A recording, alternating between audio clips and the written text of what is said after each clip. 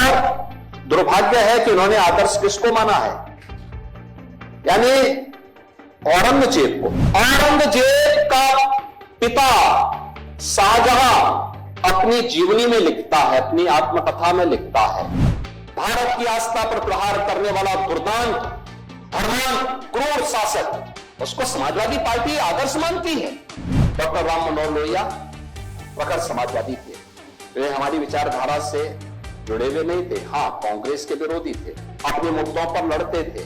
आज Samajwadi party doctor Lohia के विचारों से कितनी दूर भागी। आज राम को, कृष्ण को, शिव की परंपरा को, भारत की विरासत को कोसना ये समाजवादी पार्टी का मानो जीवन का उद्देश्य हो गया। और दुर्भाग्य है कि उन्होंने आदर्श किसको माना है, यानी औरंगजेब को।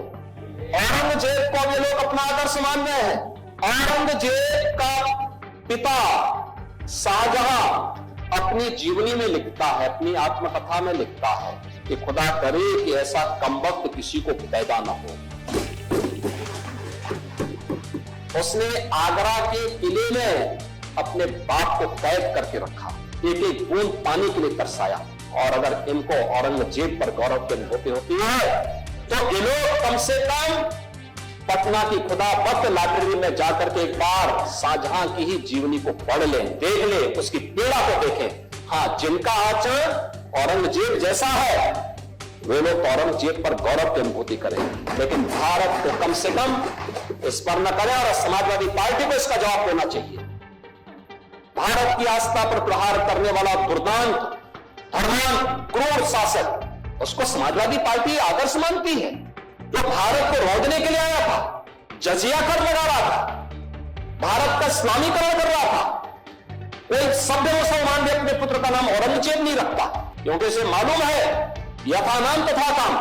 अगर ऐसा नाम रखेंगे तो फिर एक एक बूंद पानी के लिए तरसना पड़ेगा। और शाहजहां ने भी अपनी जीवनी में लिखा है, उन्होंने कहा है कि औरंगजेब को कोसते हुए उसने लिखा कि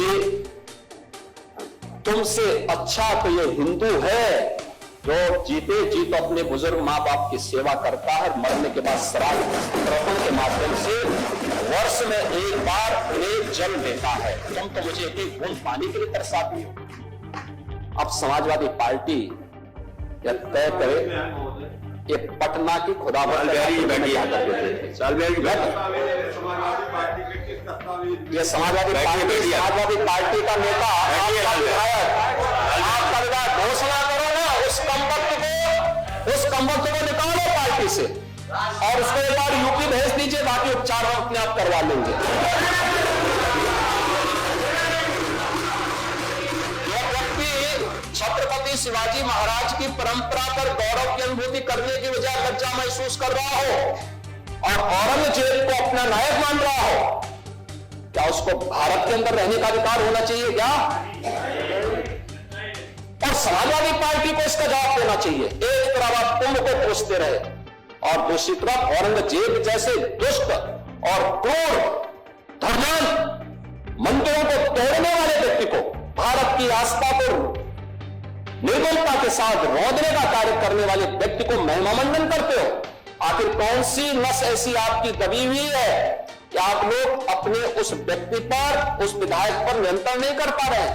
और इसीलिए मैं कहना चाहता हूं कि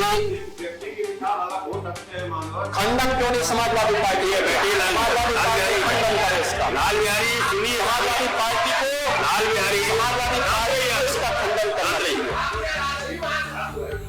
समाजवादी पार्टी को इसका खंडन करना चाहिए और समाजवादी पार्टी को इसको बाहर निकाल देना चाहिए बाहर, या यहां बुलाइए सम्मेलन में।